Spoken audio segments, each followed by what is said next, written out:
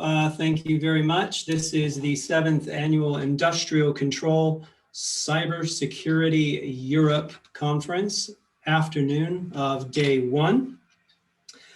We are going to be discussing remote access for operational technology and ICS systems. This will be a panel session with 4 or 5 of us discussing key aspects of remote asset access. Originally, this was to be presented by Dewa, who's unfortunately unable to come to the session today, so we're going to host this panel. I'd like to thank all of our participants. We have Sash Rigby, Technical Director from Modux UK. We have Perry Peterson of Pacific National Laboratory, and we have Patrick Miller of Archer International joining us. Thank you, all of you, for jumping in pretty much here at the last minute to discuss this topic. I'm going to go ahead and just get us kicked off right away. One of the things that we want to talk about here, our first question is really is what are the business drivers for remote industrial operations? If I could just have a brief comment from each one of you so that we have about 35 minutes for this. So Patrick, over to you. Yeah. Most of my background is in the utility space in North America. So everything from water, electric, gas, primarily, remote access, I would say there's 2 forms really. There's the data acquisition piece, right? Just getting data out of your OT environment, which is a form of remote access. And then of course, there's the control piece. The control piece, that seems to be the most sensitive of all the things because it's control, right? But by and large, it's there's everything from operational efficiency. Right now, COVID, right? Just you don't want to have everybody next to each other physically. So the drivers are just like anything else, really. It's you need to get access to these systems to operate them, and you don't want to necessarily be in one location. So from like a control center perspective, yes, that's where you typically put all of your HMIs.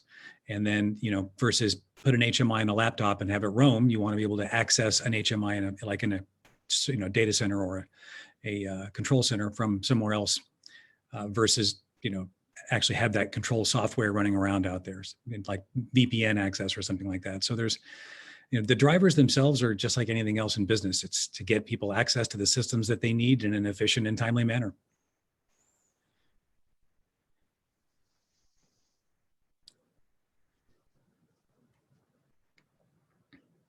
My bad there. Perry, your views? Yeah, I would echo what Patrick has said, and obviously the environment today, we've moved from looking at all the benefits of remote access, and in many industries, it's simply the way they operate, right? There is no other choice. Looking at the impact of COVID-19 has pushed some of these things to a more extreme level, but I think it's still required. And one of the things that is bringing into focus is the security of these devices. Not just the remote systems, the PLCs and things of that nature, but the actual sensors themselves. What is the level of security on these things? What confidence do I have that these systems are not lying to me when I'm making critical decisions? So I think security, of course, we're in the security business. This is what we've been talking about for a long time. And I'm doing research, for example, on developing a remote cyber assessment capability. And this is for the nuclear administration here in the US. So we're looking at the various tools like what we're using today, like Zoom and Skype and whatever, to help implement a remote assessment capability. So it's not just remote operations and data collection and remote access, but it's a lot of functions that now, if they're going to happen, they're going to happen in some remote way. So there's several things happening that are very exciting.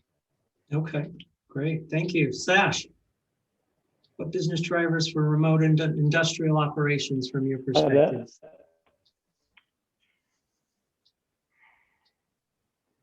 Yeah, so I think one of the main things that we're all seeing in enterprise is obviously that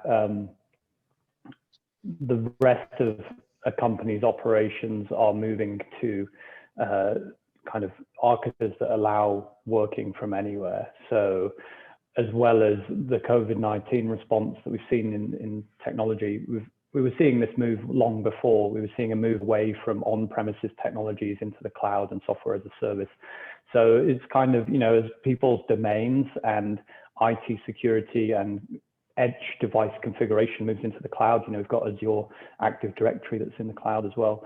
So it's the way that the companies are working already that they expect everything to be able to work remote. And, if we think about engineers' laptops, for example, the configuration of those laptops is now stored in the cloud as well. So we're seeing a definite move to remote ways of working, and I think it's almost inevitable that OT environments will catch up with that. How it's done is all to play for, but I think it's almost an inevitability. I think another benefit is this offsite access as well from second and third party operators and engineering teams. So for example, for a lot of OT environments, it can take up days to get people access to physical sites, and that can come with its own complications. I think the ability to provision someone an account into a remote access solution is definitely going to speed things up. Whether that presents extra risks, we can discuss in a bit, but I think there's definite business drivers. And from my point of view, I see it as an inevitability. Thank you, Sash. Mike, over to you.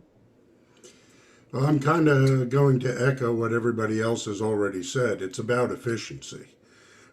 That's the driver here for remote access, and well, quite frankly, efficiency was the driver for industrial process control in the first place. So it's not surprising that efficiency, operational efficiency, is the driver here.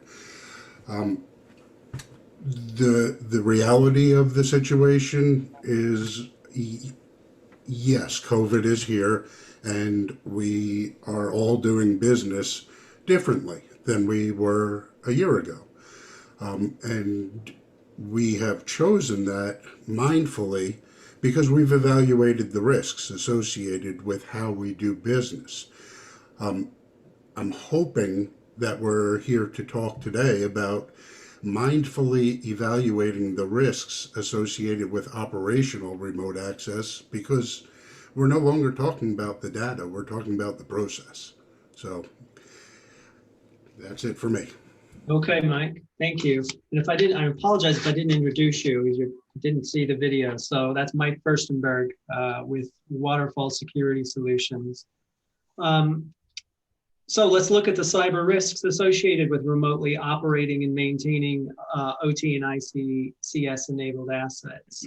When I first started doing ICS shows with Cyber Senate about 6 years ago, I remember we were talking about putting ICS in the cloud, and everyone's jaw dropped in the conference. They were like, "No way, don't," And now today we're actually talking, about cloud often. I think that Eamon's going to discuss this a little bit further as to really how much of that is being utilized and what the truths and realities are. But what are the cybersecurity risks associated with remotely operating and maintaining these assets, Patrick? Someone else gets control of your stuff. I mean, let's just take it to the logical extreme, right? Yeah. Everything from, your data, right, which is of course worth a lot of money to you, probably worth as much to somebody else, just from the data aspect, right? But the biggest concern is obviously someone else could control your operation. And depending upon your physical safeguards and other things, they could do everything from cause problems to cause, damage or death. So if you look at the logical end of the spectrum on this one, it's pretty severe for if someone else got a hold of your control systems and did, awful things with them. So I think from the risk spectrum, you're looking at that kind of high impact, low frequency stuff, because usually if you're going down this path, and Mike, talked about mindful risk assessment for remote access, you know, is it just access to view some data, or is it access to control your things? I think that's the scale that we're looking at. So, you know, remote access means a lot of different things to a lot of people. So if we're really talking about access to your control environment, and you can, you know, click things and an action happens, that's a problem, right? You need to make sure that all of the controls are in place, and there's a long list of things that you should be doing to make sure that that happens. You know, we could go on and on about all of those, but yeah, the risk spectrum runs from someone's got your data and they sell your data for whatever purposes, all the way up to your stuff goes boom, you know? Okay, thank you. Perry? Yeah, I think one of the issues that we're contending with here is, you know, when we have remote systems, what we really need is deterministic behavior. We want those things to do what we told them to do, and not what somebody else has told them to do. And of course, this can be done by changing the software. I mean, this is the basic problem with the von Neumann architecture, right? The processor, the memory, the I/O, none of that stuff cares about what it does. It only does what it's told to do. And so that the hackers, the threat actors, if they can get their software in there, or they can putz with your software, that's a technical term there, then they can get the behavior that they want. So one of the research areas I'm involved with at Pacific Northwest National Lab is in this area of replacing software with more hardware solutions. And I'm not talking analog, although analog I think still has a place and still has a play in many areas. But in some cases, hardware might be a better solution than software when it's hardened to the point where nobody can change it and I get deterministic behavior. Thank you. Mike, you want to chime in? Well, it was a perfect lead in, you know, from Perry there, that hardware enforced view only. That's, you know, when we were, you know, go back 20 years, when we were configuring our HMIs, we were, you know, we had three options. You know, it was view, change, and administer. Those were the three accounts. Those were the only three levels. But it was all software enforced, and it was, you know, sometimes regulated by passwords.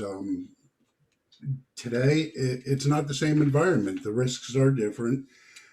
So, like Perry alluded to, working towards a hardware enforced view only remote access, that's, you know, that's the goal here. You know, we have extreme physical security at a lot of our facilities.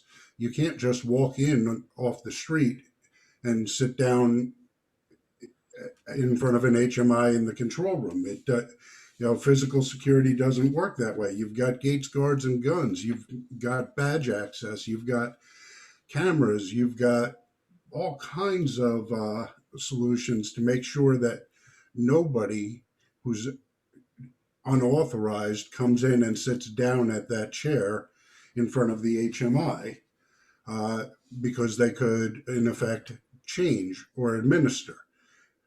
So we need to make sure, you know, that the cyber protection is aligned with the physical protection. Okay, thank you, Mike. Sash, your view? Yeah, so there's probably an argument that opening up remote access for a number of environments doesn't actually change the risk if that's done properly. So the risk is obviously that you're opening up another channel into a previously locked down environment. But as far as we've seen in the work that we perform, most environments aren't as locked down as they might be perceived to be anyway. So we've been able to get control of 4G networks, including base stations, core networks, and things like that from within an enterprise's network. We've been able to get control of thousands of trains in the rail industry, as well as ships. And these are all networks that people have previously deemed locked down or secure or segregated. And the way that we've done that is often by gaining control of engineers' laptops or any kind of bridge equipment or VPN or firewall edge device. So I think the risks to OT environments are that the OT environment is not secure. The remote access can in fact bring with it security benefits, such as we can wrap things in multi-factor authentication, and we can start doing proper audit logging and actually get a decent picture of who is in that network through remote access, whether that's remote access from enterprise network segments or it's remote access in from the internet. The idea that these OT environments are currently secure is a bit of a joke for the most part. Of course, we have physically segregated networks, especially in nuclear and defense. But other than that, from what we've seen, and we've seen it with NotPetya attacks, WannaCry attacks, and attacks against factories, opening up remote access isn't the problem. It's what's happening in that network. So it's the network segregation, and it's an account provisioning, and it's device management. So I'm not sure remote access for a determined attacker or a determined adversary. I do think that it opens up risk if it's not done properly. So obviously we could introduce an internet backdoor into an environment through a poorly configured VPN. But I think if that's going to happen in an organization, it's kind of, they're prone to attack anyway through their enterprise network. Okay. Yeah, hold on. Sash, you bring up a really good point, though. It's most of these we've relied on kind of that what we thought was maybe falsely a hard, crunchy exterior, and then once you get inside the control network, most cases it's quite easy to attack these systems. Whether it's the legacy devices that just were never designed with security in mind at all, or it's the fact that it's very difficult to do things like patching and other forms of security that you can on, I would say, most of the IT systems. But yeah, I think that's a very key point, is that the OT environments aren't necessarily as secure. So once you're in, you're in. You've got access to pretty much whatever you want in a lot of cases. Yeah, the other thing I would like to add to that point is this notion of an air gap. And not that an air gap gives you nothing. Of course, it gives you something. But I tend to look at them, and I've heard this characterized by someone else. I can't quote it, who said it, but it resonated with me, and I've hung on to the term. It's simply a high latency connection, right? So at some point, something has to bridge that gap, whether it's a maintenance laptop or a software update or a patch or something. So there is a connection, it's just high latency. Yeah. Most places that have told me they've had air gaps did not actually have an air gap. I can count on one hand that all the air gaps that I've seen that were truly air gapped. Mike, would you like to comment further? Sure, I have to agree. I've been to well over 1,000 industrial facilities, critical infrastructure plants on 6 different continents, and Patrick's absolutely 100% correct. The air gap rarely exists, even when people tell you that it does. He's also correct talking about the soft, chewy interior. The fact is, we haven't progressed as far as we might have liked over the past couple of decades here in terms of the interior security. So it still comes down to the fact that we need to ensure that we minimize the exposure of our vulnerable systems to the threats that would attack and exploit them. With that in mind, we really do need to consciously and thoroughly evaluate the risk associated with the additional exposure that comes along with any remote access solution. Okay. So we are looking at providing remote access into systems that were not secured by design to begin with. Is that a fair assumption? Yeah. Yeah. Or that it's more challenging to keep them secured. In a lot of cases, things like, obviously software patches are very difficult to apply in some industrial environments. So you've got, I've been to facilities that are just rampant with Conficker and many other viruses, but it's operating, so they leave it alone. And clearly it's vulnerable, and it's not only vulnerable, but it's compromised, but it's also running. So they leave it alone. Right. Right. Bit of a stealth vulnerability there. This will lead us on to our next question, but are we testing operational technology appropriately before we, can we get better? How can we get better at testing OT then? Sash, any comment on that? I think we're seeing a slow move into these environments being tested sufficiently, but kind of they've always been there's been kind of a trend to not label things as IT, so they haven't been under the same budgets and requirements and the same people controlling IT and IT security traditionally. You'll see people that are in charge of OT environments with titles as chief engineer and things like that. So a lot of people in OT environments have maybe come from traditional engineering or mechanical kind of backgrounds. And so there's somewhat of a reluctance to adopt IT work practices and cyber, as it were. I think we see quite a lot that the idea of cybersecurity and OT is picking up, and people are getting excited about it. But it's far from being as mature as IT environments, and it's going through kind of a renaissance. Most of the environments that we see and test and try to penetrate, it's clear that they haven't been tested before. The risks are not clear at all. So when we go in, we're identifying risks that no one had a clue about until we go in. And so there's a move towards it now, but it's not something that's commonplace by any stretch. It's coming from other people in other areas of the business usually that are driving security assessments of OT environments. It's rarely coming from within the people that manage those environments. Okay.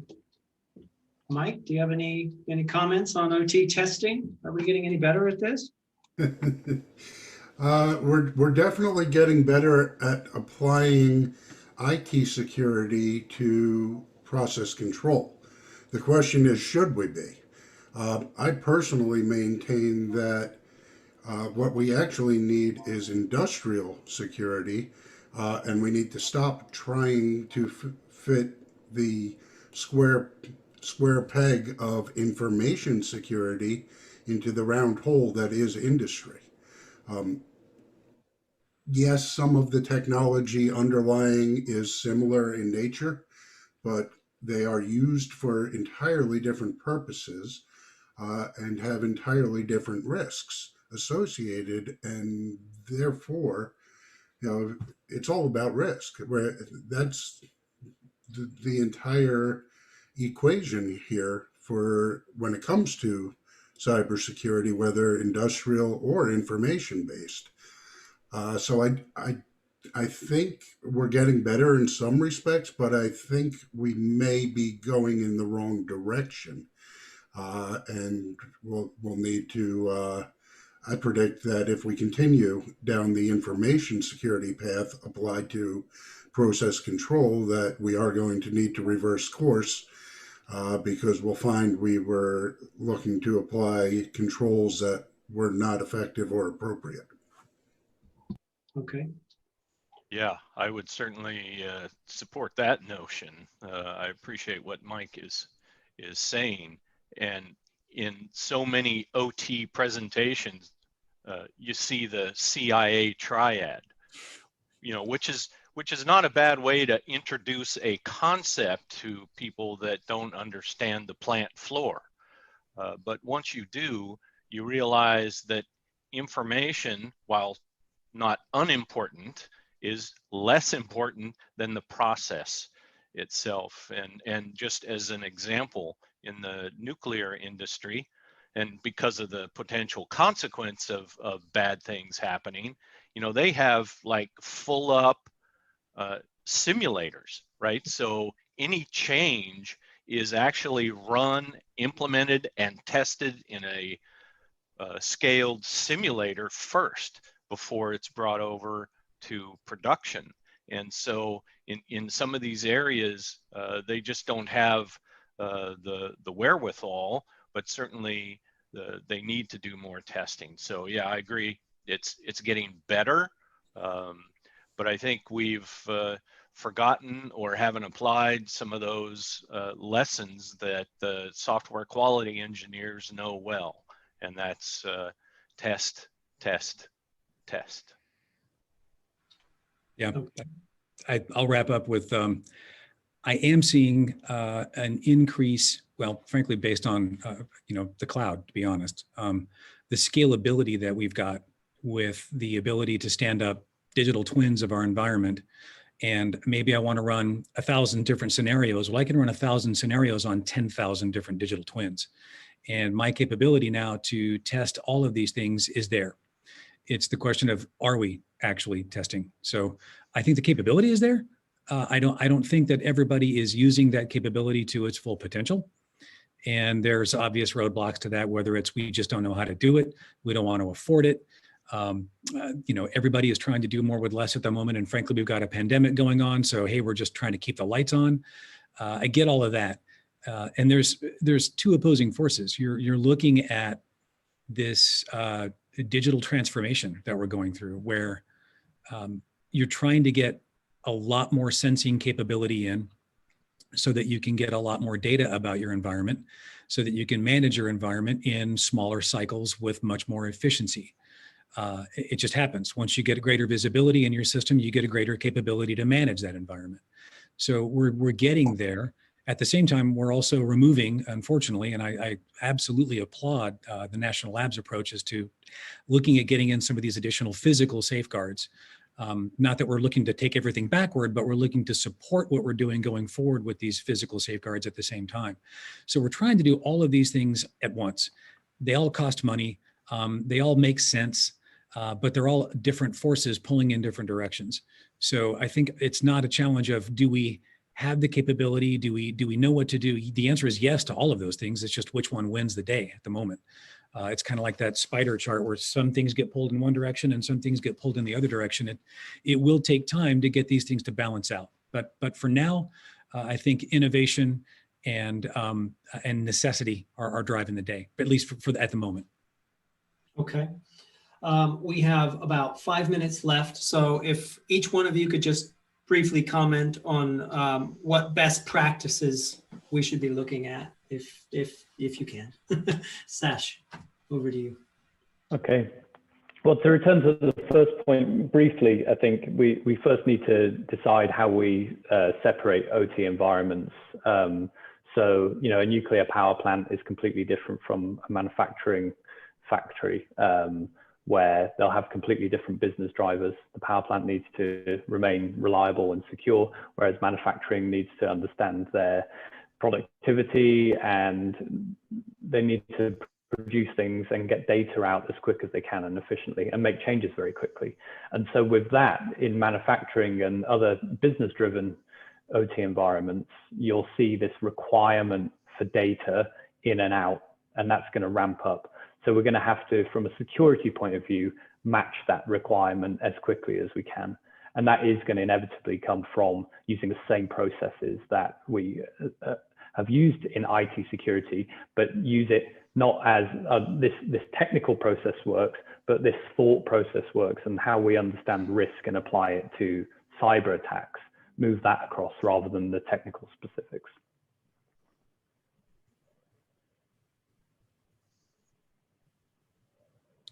My bad. Mike, over to you. Best practices, sir. Well, best practices we've been hearing forever, back to the days when I was an owner operator before I became a vendor, 20 years. You don't create a path to a public switch network like the internet from your process control network. We may use different terminology at this point. We may call it a conduit or a series of conduits. We may call it a chain of zones that permits attacks to pivot through zones, through conduits between zones. So the vocabulary may have changed, but the guidance, whatever best practice, whatever regulation, whatever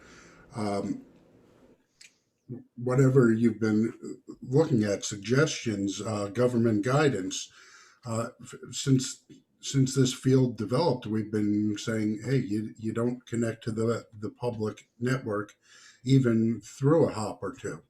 So, what changed that now we should? That's the part that I'm still having a little bit of a challenge with, when we talk about best practices. That was always best practice number one. You look at the reports from organizations, government organizations. I'll pick the U.S. ICS CERT. Every year, number one on the list for what would have helped is perimeter protection. Defend the perimeter. Don't let the attack in. Reduce the exposure. So, the best practices have not been modified. So why are we now feeling it's okay to ignore them? Okay. Perry, Patrick, we've got 2 minutes each. Best practice? Okay. Yeah, so it's kind of funny because for a long time in the control system space, the best practice on remote access was don't. And and now we're forced out of necessity and efficiency and a lot of other business drivers that we've talked about.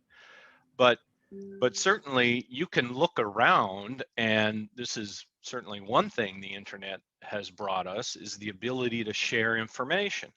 So in the US, we've got these information sharing and analysis centers, or ISACs. And so that's an example of ways that various industries can get together and share their best practices. And those are based on, real world experience, which I think is critically important. Whether it's segmentation or actual access control, or limiting these points where remote access is allowed. So these various security controls that can be put into place, they have to be implemented and validated. So when you implement a control, you have to determine, is it doing what you intended it to do? So I think there's a lot of best practices out there. And of course, having worked for the government for a while, we shy away from the term best, right? Because that may not be the best label. Maybe it's good practice, or maybe it's what everyone's doing today. Nonetheless, there's a lot of information available out there, and I think that's useful. Thank you. Patrick. Yeah, Perry, I agree. We always go with common practice, right? Just so we know, kind of, if you're in the middle of the herd of wildebeest, you're less likely to get picked off by the, attackers on the fringe. So yeah, stay in the center of the herd. From what I've seen, the having responded to incidents and other things, the most common successful approach is having a network that you can defend. Designing it in such a way that it can be defended, so that you'll know, for example, if you're under attack, right? Or if you have an issue.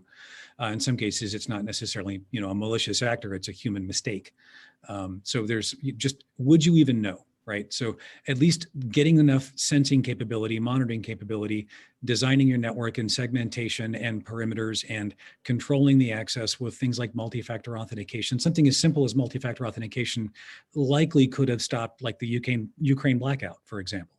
But these are just, they're not like, I wouldn't say pedestrian, but they're common security controls that are just, they make good sense.